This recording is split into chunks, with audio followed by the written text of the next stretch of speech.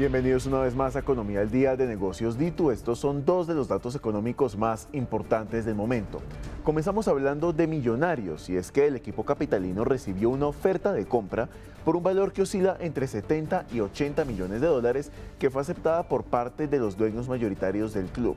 El comprador es un fondo de inversión con origen en la Florida que está invirtiendo en varios clubes de fútbol. Y en segundo lugar vamos a hablar de la camiseta del Rey Pelé, y no de cualquiera, sino de la camiseta que usó en la final del Mundial de 1958, que ha recibido una oferta inicial de $1 millón antes de su cierre el 16 de julio. La casa de subastas Sotheby's estima que la prenda podría alcanzar un valor final de hasta $6 millones. Vamos ahora con los tres temas económicos que son noticia a esta hora del día. En primer lugar, vamos a ver esa cifra, 54,5% del presupuesto general de la Nación, que aún no tiene financiación, según alertó la Contraloría General de la República. En segundo lugar, vamos a hablar de esos 10,69 billones de pesos en pérdidas para la productividad laboral de Colombia que podría generar el fenómeno del Niño entre julio del 2026 y febrero del 2027, según un estudio del Consejo Colombiano de Seguridad. Y finalmente, en la movida empresarial vamos a hablar de esos 3,5 millones de dólares que fueron invertidos en el nuevo centro de convenciones y expo en Bogotá, un proyecto que proyecta generar 100 empleos durante los próximos 3 meses. Este recinto va a ser inaugurado oficialmente entre el 27 y el 30 de julio. Esto es Economía del Día de Negocios Ditu. Sean todos bienvenidos. Iniciamos esta emisión con un estudio del Consejo Colombiano de Seguridad que advierte que el fenómeno del Niño podría generar pérdidas de 10,69 billones de pesos en la productividad laboral de Colombia, esto entre julio del 2026 y febrero del 2027. Esa cifra que les mencioné equivale a 0,57% del PIB. El estudio, basado en proyecciones del IDEAM y datos del Banco Mundial, señala que las altas temperaturas y las sequías reducirán las horas trabajadas, especialmente en actividades al aire libre. Para analizar esta noticia nos conectamos a esta hora con David Marín, director ejecutivo de Deltaico. David, bienvenido y gracias por acompañarnos. Sebastián, a ustedes muchísimas gracias por esta invitación. Gracias, David. ¿Qué tan preocupante es esta cifra que estamos analizando? Y en fenómenos del Niño anteriores, ¿vimos tal vez un nivel de ese estilo? ¿O esto sería inédito para Colombia en este caso? Bueno, como parte del cambio climático, estos fenómenos cada vez se vuelven más intensos, severos y frecuentes. En este caso, se empieza a llamar la atención de cómo el cambio climático debe ser una problemática ambiental, a tener una dimensión económica y especialmente en la productividad laboral, que es básicamente entonces lo que plantea este estudio, y es cómo empieza hay una preocupación de los efectos que podría tener en materia de productividad laboral de los empleados y especialmente de los trabajadores informales que, como decías, pues, están más expuestos a estas altas temperaturas por realizar actividades al aire libre y no tener como tal los medios de protección para estas temperaturas tan altas. Y esto es delicado si tenemos en cuenta que muchos sectores económicos que jalonan a las diferentes regiones del país parten de actividades que se hacen al aire libre. Por ejemplo, un dato que hemos dado aquí muchas veces que vale la pena recordar en este caso es el café. El café es una actividad que demanda pues la recogida del grano al aire libre y es una actividad que jalona a 23 de 32 departamentos de la economía. Eso solo por dar un ejemplo del riesgo que estamos corriendo en materia de esa pérdida de productividad laboral. Cuando hablamos de sectores tan vitales para la economía y que dependen de actividades al aire libre, ¿eso qué tanto nos puede perjudicar en cuanto a crecimiento económico si tenemos en cuenta que incluso estamos por debajo de las metas del gobierno y del país? Sí, yo te diría que, bueno, agricultura es un sector clave. Tenemos también otros sectores que se podrían ver afectados como la construcción, servicios públicos, el turismo, el sector de logística y especialmente en el sector de agricultura, pues hay una preocupación por la demanda del recurso hídrico. Puede haber entonces situaciones de sequías que incrementen costos y eventualmente afecte como tal la productividad de los cultivos. Y también, pues como tal, unos impactos para las empresas del sector, como por ejemplo mayor gasto o consumo energético, que implica pues también unos mayores costos para la empresa, de suministro de equipos de protección personal, de hidratación, también de supervisión, de ventilación. Luego entonces digamos que esos son otros costos a tener en cuenta pues, para estos sectores productivos. Sectores que por supuesto son vitales para la economía colombiana y que requieren toda la atención del gobierno, y precisamente esa es mi siguiente pregunta, David. Con esta cifra que estamos analizando, ¿qué debe hacer el gobierno no solamente para inyectarle tal vez capital a estos sectores, sino también para fortalecer su productividad en medio de un momento tan retador como este? Sí, yo diría que se debe pasar de o hacer un mayor énfasis en la adaptación al cambio climático, que es algo inminente. Digamos, se ha puesto una preocupación especial por la mitigación, es decir, por las emisiones que genera el país, que en términos globales no son tan significativas, pero vemos entonces cómo la adaptación y la resiliencia nos terminan impactando, y esto también en términos económicos, por ser un país vulnerable a estos impactos y efectos del cambio climático. Ahora, es importante entonces, por un lado, la sensibilización, la capacitación a las empresas, a los empleados, de realizar ajustes en los horarios, en la exposición que van a tener, realizar pausas, brindar condiciones de ventilación, de hidratación, de monitoreo de la temperatura. Eventualmente, pues si la actividad se puede realizar mediante teletrabajo o trabajo remoto, utilizar ese tipo de herramientas. Luego, entonces yo creo que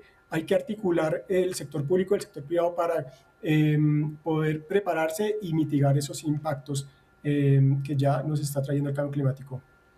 Por supuesto, unos impactos importantes y que hay que tener en cuenta sobre todo ante los riesgos que hay en materia de productividad para Colombia y para los diferentes sectores de nuestra economía. David, muchísimas gracias por habernos acompañado aquí en Economía al Día. A ustedes muchísimas gracias por esta invitación. Igualmente. En otras noticias, el sector lácteo comienza a dar señales de recuperación, con un aumento de 4% en el consumo durante el último año y un crecimiento de 9% en la producción, que alcanzó los 8.400 millones de litros. Sin embargo, la recuperación sigue limitada principalmente por dos grandes desafíos. Por un lado, tenemos la informalidad, que ya supera el 45% y deja por fuera del sistema formal una parte importante de la leche producida. Por otro lado está el cambio en los hábitos de consumo, impulsado por el contenido en redes sociales, con recomendaciones de reducir los lácteos e incluso, también hay que tener en cuenta, el impacto de la inflación. Para ampliar detalles de estas cifras nos conectamos con Laura Granados, directora de Planeación Sectorial y Desarrollo Sostenible de Asoleche. Directora, bienvenida. Sebastián, muchas gracias. Buenas tardes. Buenas tardes para usted también, directora. Con esto estamos viendo dos caras de la moneda. En ese orden de ideas, ¿qué tanto les alegra, por supuesto, ese dato de la producción, pero qué tanto les preocupa el hecho de que se siga perpetuando el tema de la informalidad? Mire, Sebastián, realmente el tema del consumo ha sido una de las principales preocupaciones del sector lácteo, porque venimos de 3 años con el consumo a la baja, teniendo caídas tan importantes en 2023 de 9%, 2024 del 6%. Una leve recuperación de cerca del 1% en 2025. En 2025 ya vimos, una recuperación de 3,5%, casi 4%, como usted lo mencionaba ahorita. Y realmente sigue siendo una preocupación porque el consumidor es el eslabón final. Y si el consumidor no está comprando los lácteos, pues de ahí para atrás toda la cadena sufre las consecuencias. Como tú lo decías, hemos visto con preocupación la dispersión de mensajes y mitos sobre el consumo de lácteos sin ningún sustento técnico ni científico. Y es en lo que estamos trabajando desde Asolecho para promover este consumo y posicionar a la leche nuevamente en el lugar que merece dentro de la dieta de los colombianos. Y por supuesto, en ese orden de ideas es importante que las empresas que están ligadas al sector lechero, por supuesto, tengan una buena salud financiera y estén operando. Recordemos a comienzos de este año que tuvimos esa coyuntura con Grupo Gloria, con el cierre de la planta que tenían en Cogua. Eso, ¿qué tanto afecta este panorama que estamos analizando acá? Y por supuesto, ¿qué llamado hace para que las empresas del sector lechero estén más protegidas? Mire, lo que pasó con el Grupo Gloria, y como lo dijimos en su momento, fue una situación específica y particular de esa compañía. Realmente no es algo generalizado que esté pasando en el sector. Sin embargo, pues sí es importante que el sector esté unido, trabajando como cadena, y pues que tengamos siempre en la mira el trabajo hacia mejorar productividad, mejorar calidades y mejorar también la innovación para llegar con nuevos productos y mejor información a la mesa de los colombianos.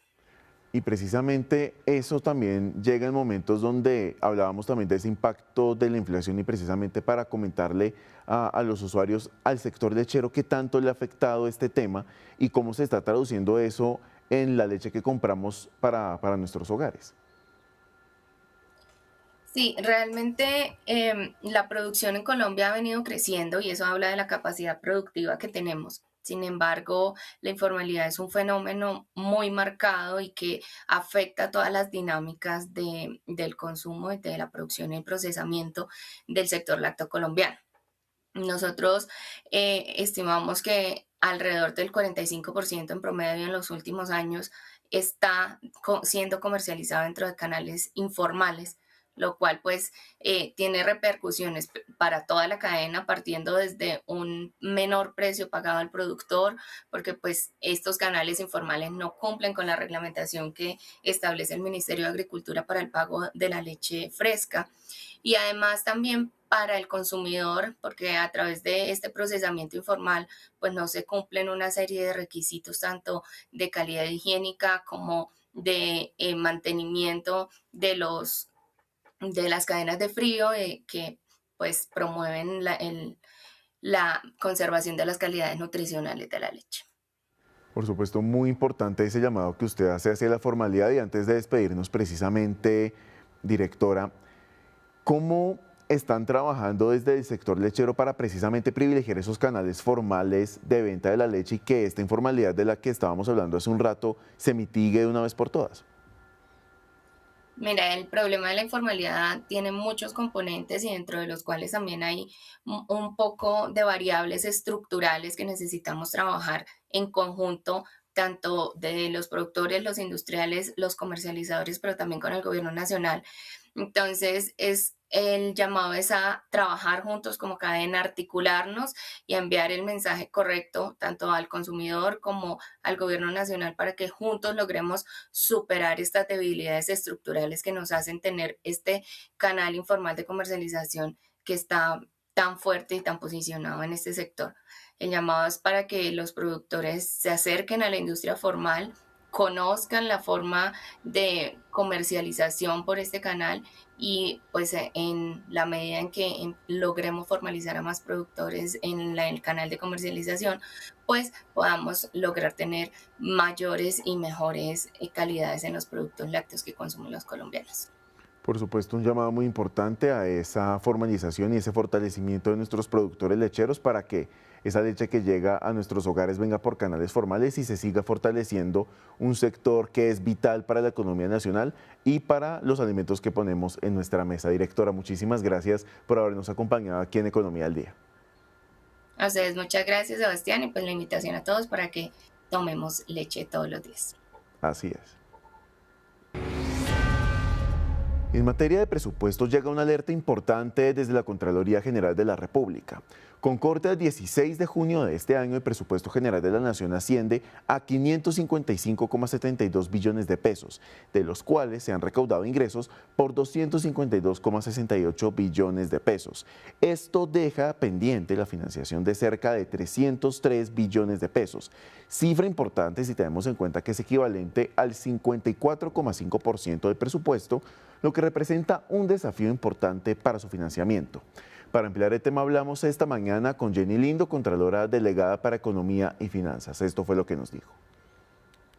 que ha venido haciendo del seguimiento a las variables económicas y financieras del país, quiere hoy, a través de ustedes, informarle y advertir a los colombianos sobre 3 puntos principalmente. El primero, la financiación para garantizar el presupuesto general de la nación. Actualmente, como ustedes lo indican al comienzo, el presupuesto asciende a 555 billones de pesos, de los cuales la Contraloría General de la República ha identificado que se ha recaudado 252 billones de pesos. Es decir, que aún tenemos pendiente garantizar el 54.5% del presupuesto general de la nación de este año.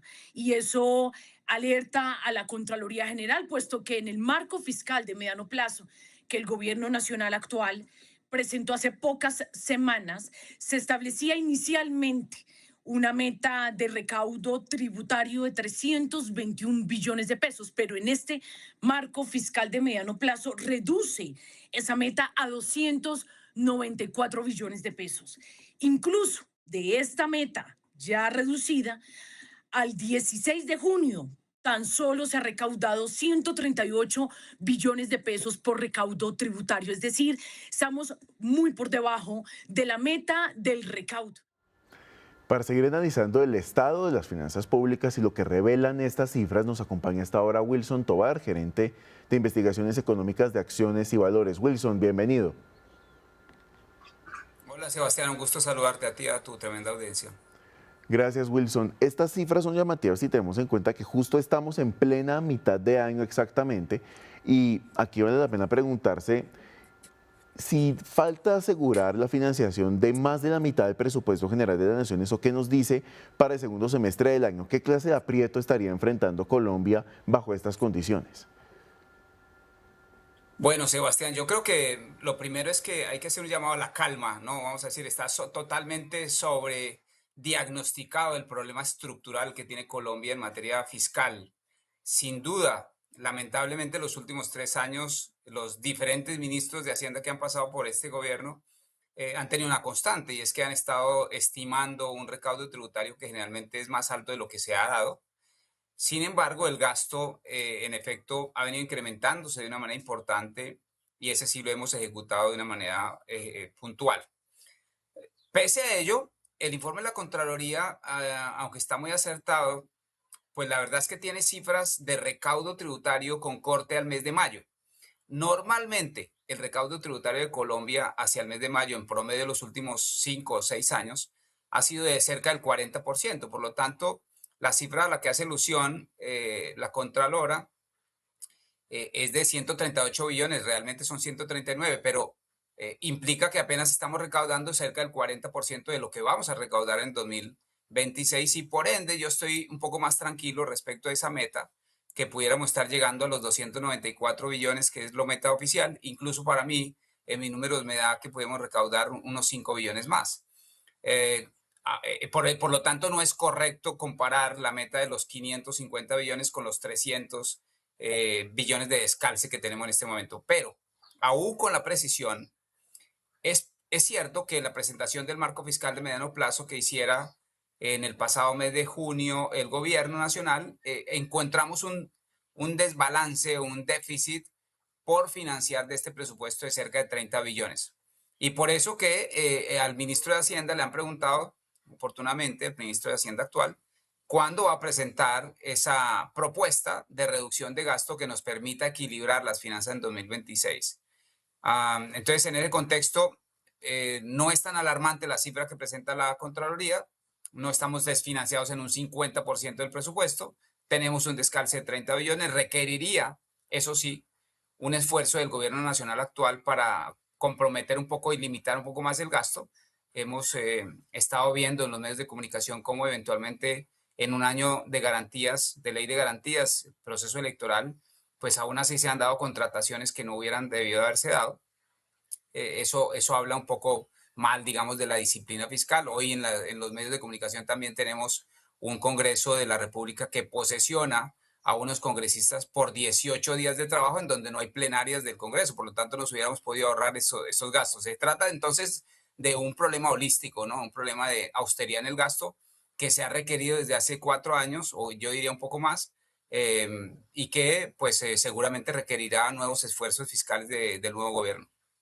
Precisamente de esos esfuerzos fiscales hablaba esta mañana el vicepresidente electo José Manuel Restrepo, donde mencionaba que ahorita el país tiene una deuda de aproximadamente 1.215 billones de pesos, lo que quiere decir que la apretada de cinturón va a tener que ser más fuerte de lo esperado tal vez. Y eso sobre todo es preocupante teniendo en cuenta que cada vez que cambian las cifras del plan financiero del marco fiscal de mediano plazo, eso le cambia un poco las reglas de juego tanto al gobierno entrante y en este caso al saliente para saber cómo ajustar esa estrategia para sanear las finanzas públicas. En eso, desde hace este panorama, en medio de un empalme tan complejo como el que está arrancando en estos momentos, ¿qué debería tener en cuenta tanto el gobierno entrante como el saliente para, digamos, hacer ese cruce de cuentas y dar, digamos, la mayor tranquilidad al país? Bueno, yo creo que en honor a la justicia se está tratando de llevar un empalme un poco tranquilo, ¿no? Es decir, la ley es clara en lo que tienen que entregar el gobierno saliente, en lo que debe entregársele al gobierno entrante, y se han desplegado unos equipos importantes, grandes, le están involucrando incluso la actualidad de inteligencia artificial para tratar de depurar y entender un poco la situación de las finanzas, la situación del país como un todo, no solamente de las finanzas a la hora de hacer la entrega. Ahora, Sebastián, yo quiero hacer una claridad y es que al final siempre tenemos un presupuesto, ¿no? Como el presupuesto que puedes tener tú en tu casa o el que puede tener un conjunto residencial en Colombia. Y esos son números que se espera que ocurran, pero a veces hay personas que no pagan y entonces eventualmente los ingresos se reducen.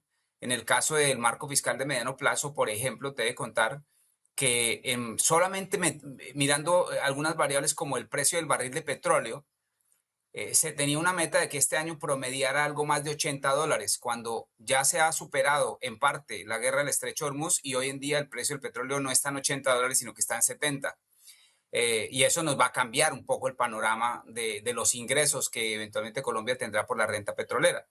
Pero por el lado de la tasa de cambio, pues también teníamos un pronóstico de 3.800 cuando hoy en día la tasa de cambio está en 3.370, ¿me entiendes? Entonces, no necesariamente un presupuesto se tiene que cumplir literalmente. Lo único que sí se requiere es que haya una vocación de disciplina para que los inversionistas que siempre han fondeado Colombia mantengan esa tranquilidad de que Colombia siempre va a honrar su deuda.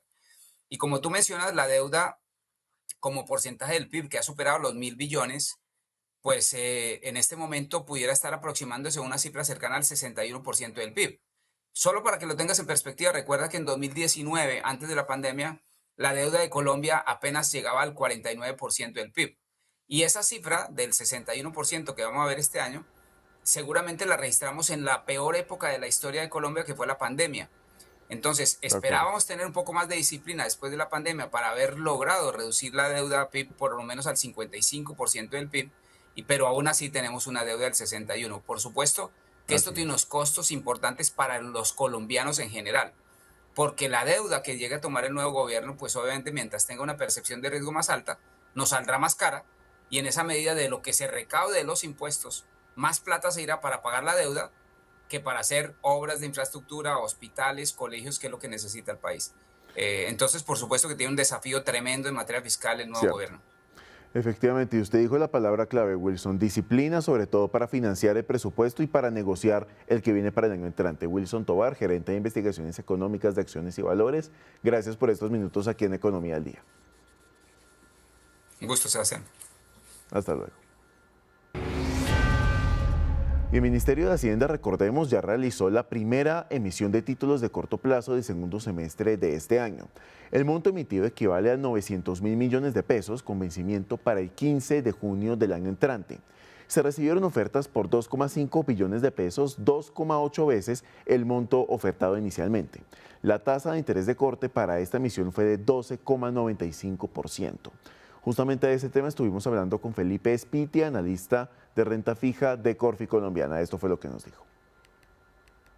Hay que hacer un gran ajuste de medidas que pues van a implicar ajustes en los ingresos, ajustes en los gastos, para que eso pues termine traduciéndose en buenas señales y en una reducción de las tasas de interés de estos títulos de corto plazo como los títulos de deuda de la nación de más largo plazo.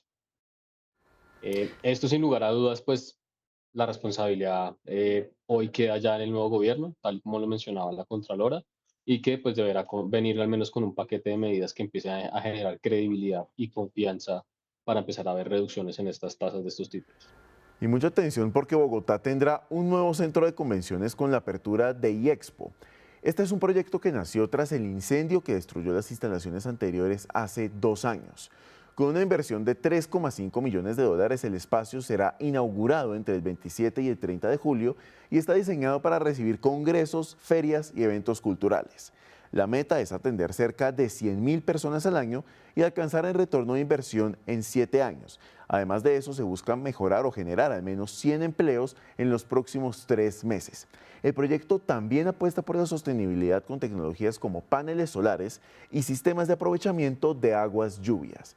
Para ampliar detalles de esta noticia nos conectamos con Giuseppe Racini, presidente Style de IEXPO. Presidente, bienvenido. Sebastián, muchas gracias por la invitación. Gracias, Cuéntanos. Giuseppe. Teniendo en cuenta que en Colombia, o en Bogotá por lo menos, ya contamos con una oferta robusta de recintos feriales, IEXPO, ¿cómo llega a aportar a este esquema? Bueno, IEXPO está en un sitio privilegiado para este tipo de actividades en Bogotá. Estamos muy cercanos a Corferias, al Centro de Convenciones de Corferias y algunos otros centros importantes. Pero nosotros encontramos dentro de un análisis que de todas maneras hacía falta de unos sitios para este tipo de reuniones empresariales y reuniones culturales. Como te comento, estábamos en un sitio privilegiado. Nosotros hacemos énfasis, aparte de los eventos tradicionales como congresos, simposios, foros, etcétera, en unos términos también de complementos. Vamos a hacer una galería permanente de arte, entonces vamos a darle un énfasis a la cultura, al arte y obviamente a los negocios. Y precisamente cuando vemos esa diversificación entre cultura, arte y negocios, ¿eso cómo entra a llamar la atención también de expositores o de artistas emergentes, por ejemplo, que estén buscando lugares para precisamente darse a conocer? Bueno, para complementarte la pregunta anterior, de todas maneras nosotros tenemos una capacidad de unos salones importantes, de un intermedio, que no somos ni muy grandes ni muy pequeños. Obviamente esto se desarrolló de acuerdo a las características arquitectónicas del espacio con el que contábamos.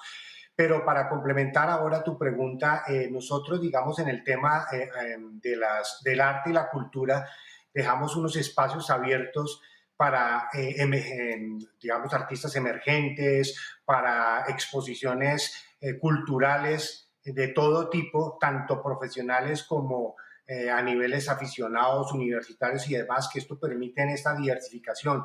Queremos integrarnos mucho al entorno, al barrio, al vecino, y vamos a crear algunos eventos propios donde nosotros vamos a dar la posibilidad a estas personas, a todo este género de la clase general, de capacitaciones, tanto técnicas profesionales y demás. Entonces creemos que vamos a cumplir con un factor intermedio social importante, profesional importante y de negocios en general, que permiten que la ciudad, como tú bien lo decías, cuente con un nuevo sitio donde se permita todo este tipo de reuniones, donde se puedan hacer negocios, encuentros culturales, encuentros sociales y toda la posibilidad que esta gama de este tipo arquitectónico permite. Y sobre todo es importante todo esto teniendo en cuenta esa meta que ustedes tienen de alcanzar el retorno de inversión en 7 años. ¿Cuáles van a ser las estrategias principales o cuál va a ser, digamos, ese punto de partida para llegar a esa meta que es ambiciosa, todo hay que decirlo? Bueno, nosotros, digamos, ofrecemos un producto novedoso, diferente, estratégico, donde estamos soportados en el tema de la economía circular, donde estamos soportados en la sostenibilidad y donde vamos a mantener una sustentabilidad permanente para lograr esos objetivos. Digamos, esa integración y ese cuidado del medio ambiente, ese trato amigable con el planeta, para nosotros es determinante. Ese trabajo, además, en términos, como bien te lo comentaba, social y fuera de eso, cultural, nos permite, digamos, una oferta diferente. Creemos que vamos a tener una afluencia importante de visitantes, de negocios, de empresarios, de agremiaciones que cuenten con un espacio que permite esa diversidad, sobre todo, repitiéndolo, con ese plus que es ser muy amigables con el medio ambiente, con el planeta, con la ciudad. Nosotros fuera de, digamos, para sacar un detalle, nuestro entorno de fachadas, nuestro entorno perimetral, creamos unos andenes verdes, unos conceptos que permiten ahora unos niveles freáticos especiales que ahora se está aplicando mucho en Europa, y eso, digamos, son términos también que nos permiten ser diferentes, o sea, toda esa nueva tecnología que realmente es ancestral, porque es aplicar conceptos muy básicos del manejo del medio ambiente y del cuidado del planeta, pero en conceptos modernos aplicados. Como tú bien lo decías, el reciclar el agua para los baños, el tener todo el sistema de energía solar y demás, permite esta nueva alternativa muy amigable que, digamos, genera un punto diferente y especial que nos va a permitir una serie de negocios y un fortalecimiento en estos negocios. De acuerdo, un fortalecimiento muy importante, sobre todo ante la llegada de un actor novedoso para este esquema de recintos feriales en Bogotá, que por supuesto les deseamos muchos éxitos. Giuseppe Racini, gracias por estos minutos aquí en Economía al Día. Gracias a ustedes por la invitación, Sebastián, con todo el gusto. Gracias. También hay que hablar de las novedades que empiezan a regir por cuenta de la reforma laboral. Algunas de ellas, como el aumento del recargo para domingos y festivos, empezaron a regir desde ayer, pero hay otras que están próximas a entrar en vigencia y conversamos al respecto de ese tema con el ministro de Trabajo, Antonio Sanguino. A partir de este 1 de julio se implementa un incremento del 90% del recargo para el trabajo en dominical y festivo. Venimos de un 80%, que fue el primer incremento del 5%, como resultado de la reforma laboral, la ley 2466 del 2025, con un incremento gradual que ahora será del 90% y que el año entrante para esta fecha será una recuperación del 100% en el recargo de dominicales y festivos. Y por el otro lado, al mismo tiempo, a partir del 15 de julio, la jornada laboral semanal se disminuye a 42 horas como resultado de la ley 2101 del 2021, con un elemento o una aclaración adicional, y es que esa reducción de la jornada laboral en ningún caso debe ocurrir sin disminuir el salario de los trabajadores. Lo que quiere decir que habrá un incremento real en los ingresos del pueblo trabajador y en particular de los trabajadores formales por cuenta de estas dos normas. Quien se ganaba, por ejemplo, 8 pesos adicionales, si la hora vale 10.000 pesos un domingo, ahora se ganará 9.000 pesos por cada hora, por el incremento de este 90%. Además, el ministro Sanguino señaló que la reforma cobija a todos los contratos laborales formales.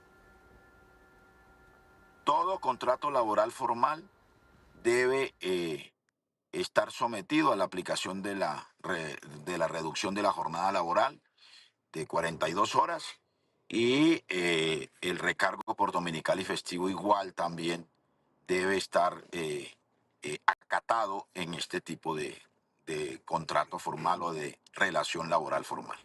En línea con lo anterior, a partir de esta semana, las empresas colombianas deben contratar más personas en condición de discapacidad por cuenta de la reforma laboral.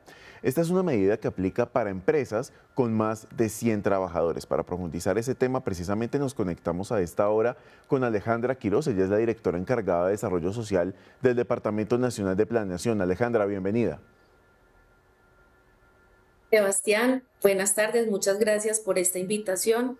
Para el DNP es muy gratificante poder entregar al país este COMPES 4198 que tiene un giro importante hacia la autonomía de las personas con discapacidad y a dignificar sus vidas. Esta es una apuesta central del Gobierno del Cambio porque pues no podemos hablar de una democracia fuerte y de un país incluyente si las personas con discapacidad no pueden aportar a nuestra vida en sociedad con su trabajo y su participación. Efectivamente, Alejandra, y hacia allá iba mi primera pregunta. ¿Cómo se complementa o cómo ayuda este COMPES para este objetivo dentro de la reforma laboral de que más empresas contraten a personas en condición de discapacidad? Y precisamente, ¿qué puntos toca este COMPES para ayudar a esta población en particular? Bueno, entonces la reforma laboral fija por primera vez una cuota obligatoria de contratación en las medianas y grandes empresas, y por otro lado, con la aprobación de este COMPES que recién lo hicimos en junio, que es la nueva Política Nacional de Discapacidad, aportamos a que se conecte con la reforma. La mejor manera, o la manera más fácil de entenderlo, es que la reforma abre la puerta al empleo y el COMPES construye el camino para llegar a ella y sostenerse. Es decir, el COMPES no crea la obligación de contratar, esto lo hace la ley, pero el COMPES sí aporta a resolver 3 cuellos de botella que hemos identificado que impiden a las empresas cumplir con este propósito. La primera es que existan personas certificadas, que haya una ruta para encontrarlas y reglas claras para los ajustes razonables que se deben hacer. En esto quisiera compartirles muy rápidamente algunas de las acciones que incluye el COMPES. En colocación y empleabilidad, el Servicio Público de Empleo pone en marcha una estrategia de colocación efectiva. Con función pública, la actualización de la ruta de empleabilidad en las entidades públicas, y con el Ministerio de Trabajo articular la oferta para el sector privado.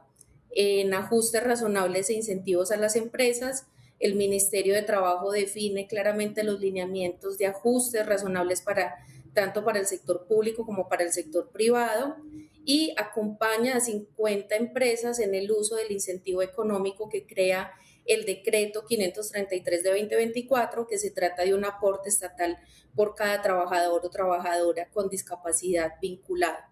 En apropiación digital, el Ministerio de las TIC vincula a las personas con discapacidad a sus iniciativas de formación y apropiación digital.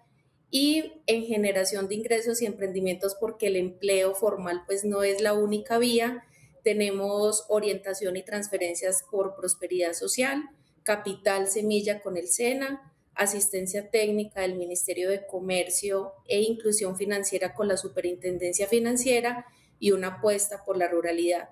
En total, para autonomía económica en el COMPES tenemos 15 acciones con 11 entidades comprometidas, que es el respaldo para que este respaldo del Estado pase del papel a la realidad.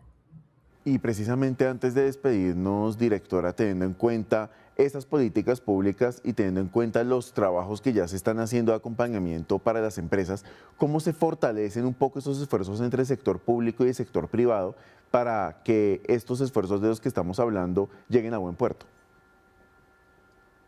Bueno, esta política de discapacidad es una política bastante amplia. Tenemos 4 objetivos, más de 100 acciones, una inversión estimada de más de 5 billones de pesos.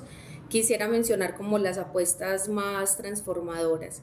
En desinstitucionalización y vida independiente es uno de los cambios más profundos, que es pasar del cuidado encerrado a apoyar la vida autónoma y en comunidad de las personas con discapacidad. En salud mental y comunitaria, un nuevo modelo dentro de la atención primaria en salud, con centros de referencia regionales como alternativa a la hospitalización psiquiátrica tradicional. La certificación de discapacidad, porque este es el habilitador clave que además conecta con el empleo. Aquí la apuesta es ampliar la certificación y el registro nacional, incluso en zonas rurales, porque sin certificación pues no hay acceso a los derechos ni cuota que se pueda cumplir. Tenemos también allí educación inclusiva de trayectoria, lengua de señas colombiana desde la primera infancia, un programa nacional de inclusión en educación superior, capacidad jurídica plena para que las personas con discapacidad decidan sobre sus propias vidas, y una apuesta muy importante, ya cerrando, en gobernanza y medición, fortalecer el Sistema Nacional de Discapacidad y de la mano con el DANE poder medir bien la discapacidad, pues porque lo que no se mide no se transforma. Muy importantes esas mediciones. Alejandra Quiroz, directora de Desarrollo Social de DNP, muchas gracias por estos minutos aquí en Economía del Día. Muchas gracias, Sebastián, a ti por la invitación. Hablamos ahora de ONU Mujeres, que convocó a congresistas, gobernadoras, lideresas gremiales e invitadas internacionales en un espacio para dialogar sobre estrategias que contribuyan a fortalecer la igualdad en Colombia.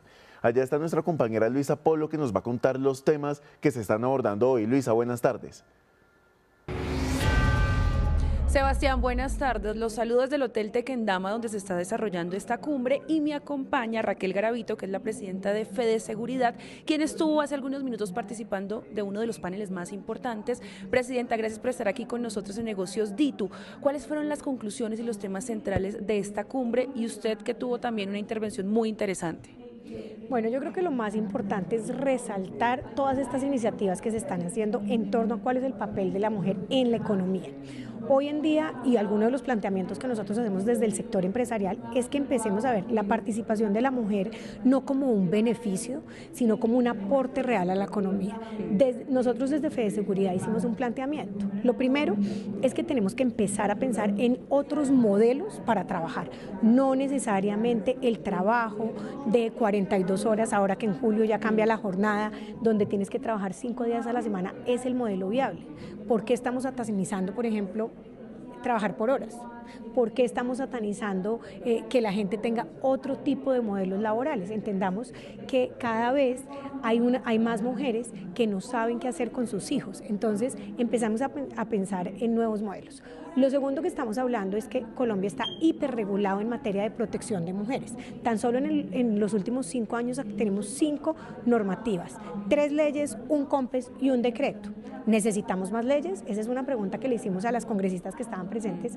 O más bien lo que necesitamos son planes, proyectos y programas que se puedan traducir en acciones ejecutables por parte del nuevo gobierno. Por supuesto, eso va a requerir un presupuesto específico, pero eso lo tenemos que traducir en acciones que en los diferentes ministerios y en las diferentes entidades, ojo, no solo del gobierno nacional, sino de los entes territoriales, sean aplicables. Y lo tercero es empezar a pensar si la diferencia y la distorsión realmente está en ser mujer o la distorsión está en ser mamá, porque la estadística lo que nos muestra es que quienes están viendo afectadas son las madres más que la mujer en sí misma. Entonces, cuando hacemos un comparativo entre una mujer sin hijos y un hombre, casi que la diferencia es mínima. En Colombia tenemos una brecha salarial tan solo del 6%, pero cuando pensamos en mujeres con hijos, tenemos un tema de informalidad que va creciendo. Una mujer con un hijo está en el 51% de informalidad. Cuando hablamos de una mujer con 2 hijos, sube casi al 60% de informalidad. Pero cuando la mujer tiene 3 hijos, ya estamos hablando del 75%. Sí. Entonces, ese llamado a que empecemos a pensar distinto, no solo desde el empresariado, sino también desde la reglamentación, es sumamente importante en los próximos años. Hay otros países que ya lo han hecho, países como Ecuador, sí, Dinamarca, Suiza, Suecia lo han hecho. Empecemos a pensar diferente. Presidenta, muchas gracias por acompañarnos con estas reflexiones y todo lo que se ha manejado aquí en esta cumbre de 2 días, ayer y hoy. Hoy finaliza, ya en pocos minutos finaliza, pero con grandes resultados y grandes conclusiones que deben pasar también a la ejecución.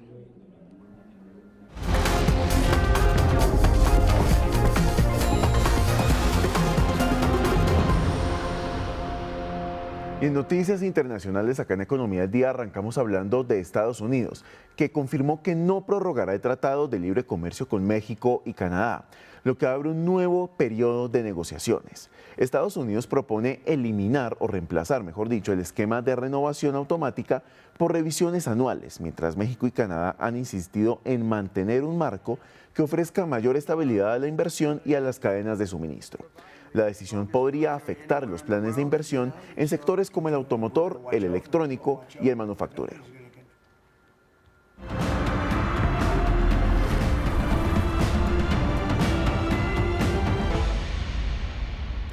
Y en la movida empresarial hablamos de Avianca, que hizo un anuncio clave para esta temporada alta de mitad de año. La aerolínea dispuso de más de 71.000 vuelos y 12,5 millones de asientos para atender la temporada que va entre junio y agosto, fortaleciendo su conectividad con rutas estacionales, la reactivación de la ruta Nueva York-Pereira y una mayor oferta de vuelos entre Norteamérica, Centroamérica y Sudamérica. Los destinos nacionales con mayor demanda proyectada para esta temporada son Medellín, Cali, Cartagena, Barranquilla y Pereira, mientras que en el segmento internacional se destacan ciudades como Guayaquil y Quito en Ecuador, Madrid, España, Lima, Perú, Sao Paulo, Brasil y Ciudad de México. Con estas noticias terminamos esta emisión de Economía del Día. Como siempre, gracias por acompañarnos para conocer los temas que son protagonistas tanto en Colombia como en el mundo en materia económica. No olviden que a las 3:30 de la tarde tenemos una cita en nuestro bloque informativo para seguir ampliando esta y otra información que ha sido noticia durante el día. Nos vemos.